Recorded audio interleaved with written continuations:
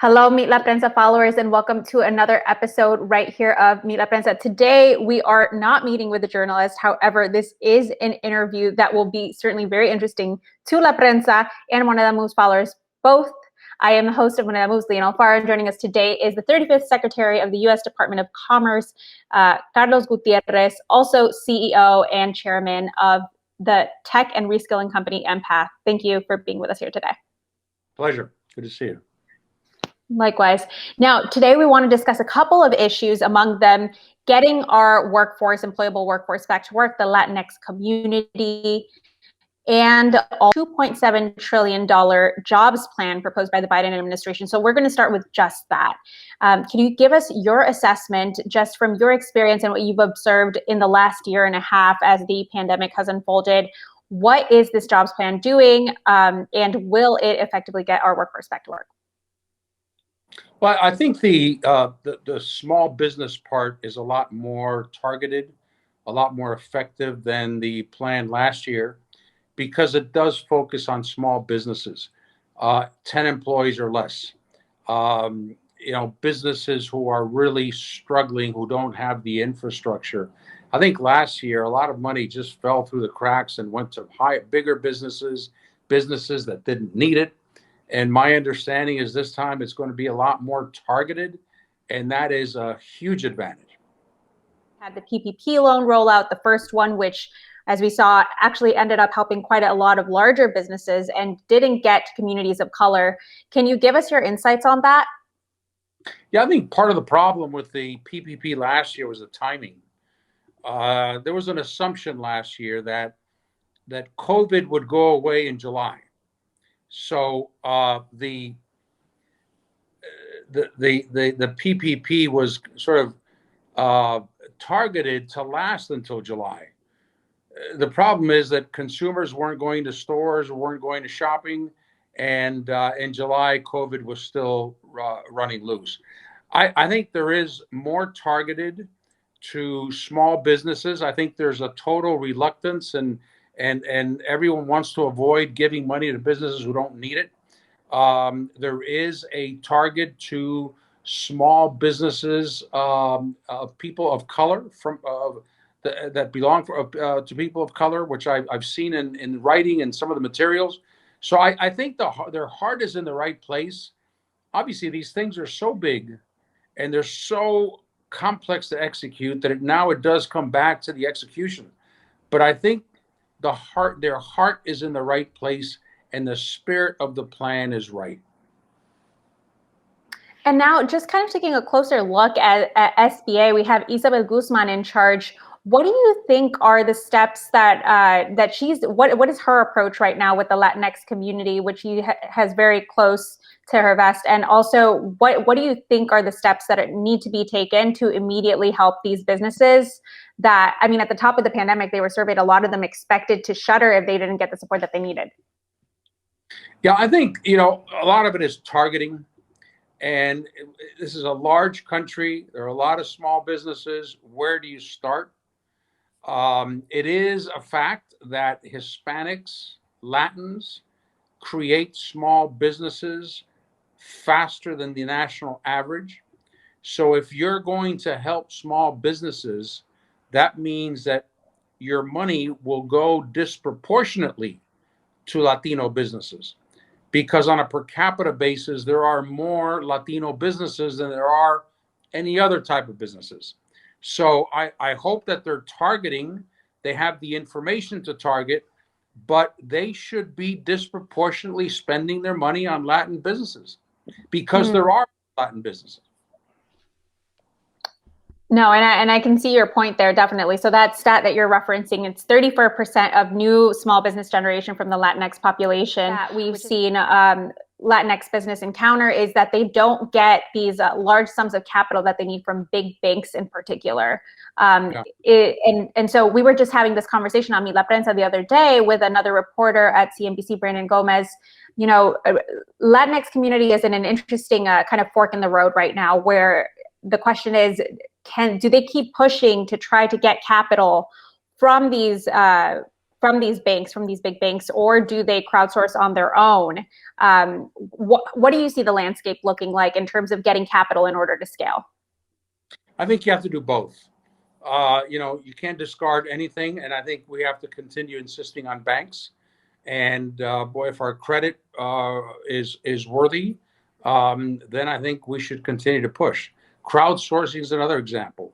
There are potential some angel investors, there are potential some venture capitalists who actually want to steer money towards this direction. So I would look everywhere. I wouldn't focus on one thing. I would try every single option and not give up until one of them works. You mentioned new businesses, and I think that is really the key, that our economy really thrives not just on small businesses, but new businesses. New businesses are the ones that drive growth in the future. New businesses, and many times, become large businesses. So that's a very interesting statistic about the number of new Latino businesses. Definitely. And I think we are waiting on new stats during the pandemic because it's obviously been quite a distinct time. Those are stats from right up leading up to the pandemic. So it'll certainly be interesting to see how that has shifted. Now, you yourself, you're an entrepreneur. Can you tell us a little bit more about the company which reskills companies' workforces? Well, what we're doing is we use a very sophisticated form of machine learning to use a company's data to identify employee skills. So we are at the stage where we're creating the future of work. And we believe the future of work is individual targeted development plans, not generic plans where you send everyone to receive the same course. Instead of having performance reviews that are anecdotal and subjective, we think the conversation will change to skills, and how can a company help an employee improve their skills. And it will be a democratic conversation because the subject matter expert on skills is the employee. When we infer skills for an employee, it is the employee who says, yes, they're right, or no, they're wrong. So a very big change to the future of work. We also see the future of work as being one that is transparent. Every employee can see their skills on a screen, and they can click on a job and see what skills are required, and then see what they need to do to get to that job. So a very different environment than today. And I believe that millennials want that. They want to be empowered. They want the information. They don't want to rely on their boss to tell them what they're good at and what they're not.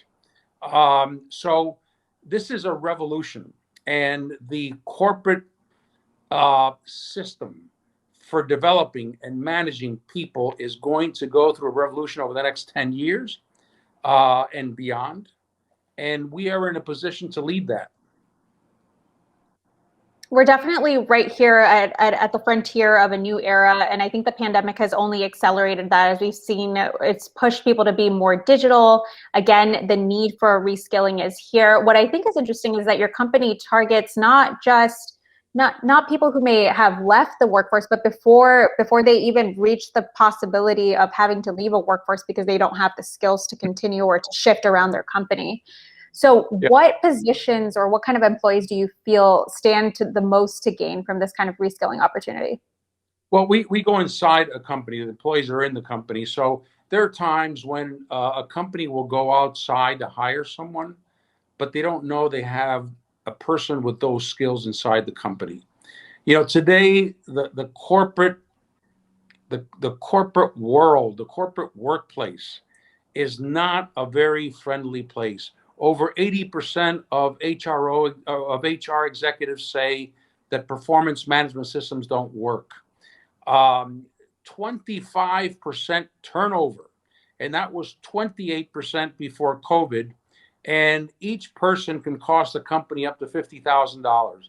So if you take that down by 5 points, 10 points, by making your employees happier, by letting them know that they're being developed, by being transparent with their skills, That would save a company millions of dollars. Today, job satisfaction in the corporate workplace is an average of 13%. That is an embarrassing number.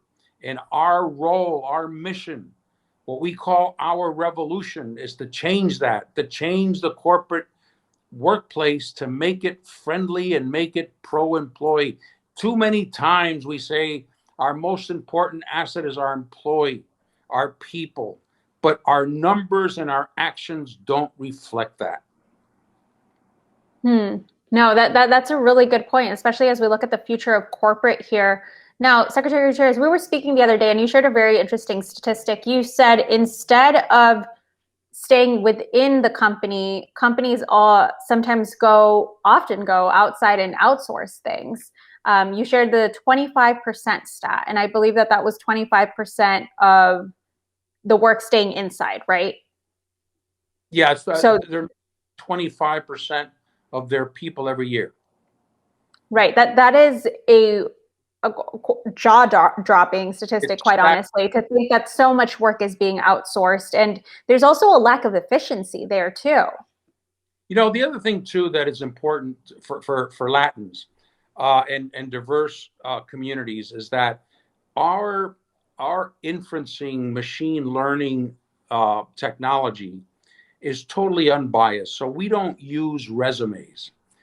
We just use data that is inside the company that prevents an outcome that is biased. So, for example, if you look at someone's resume, you can tell obviously where they were born, you can tell their age, you can tell their gender, and you may be able to tell the color of their skin. Our machine learning does not even touch that. So there is no bias. And what we're trying to do is present skills in a way that are unbiased and very frequently, and I would say in a way that is unconsciously biased. Minorities, Latinos are rated lower. And machine learning, we eliminate any of that bias, which puts people on an even playing field. Today there's just too much emphasis. Diplomas will always be important. Diplomas are a way of gaining skills, but there are thousands of people who may not have a diploma or may not have a diploma in the right university, but who have high potential. And what they need is to be identified and to be developed.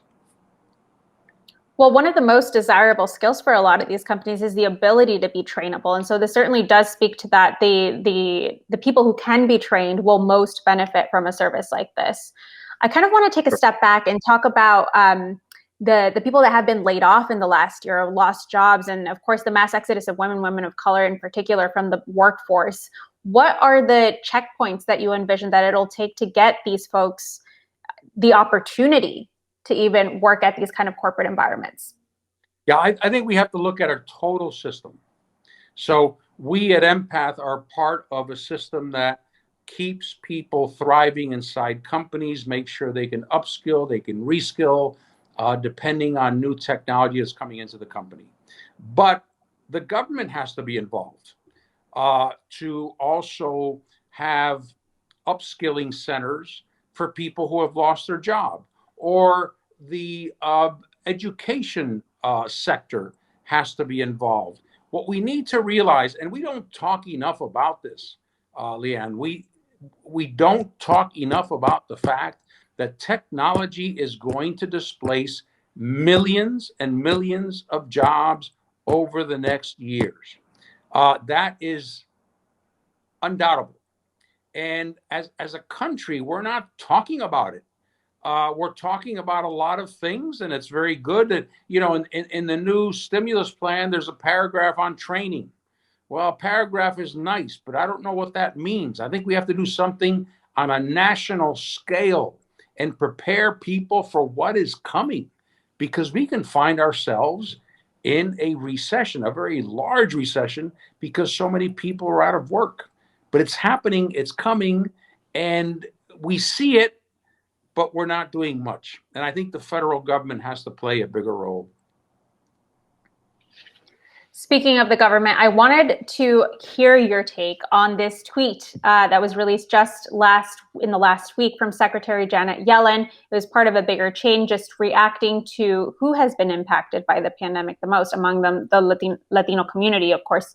She wrote, "I took my first economics course around 1963. Since then, our country has endured at least 5 major economic crises. Each of these crises was very different, but they all shared at least one significant characteristic. They all hit the Latino Americans disproportionately hard."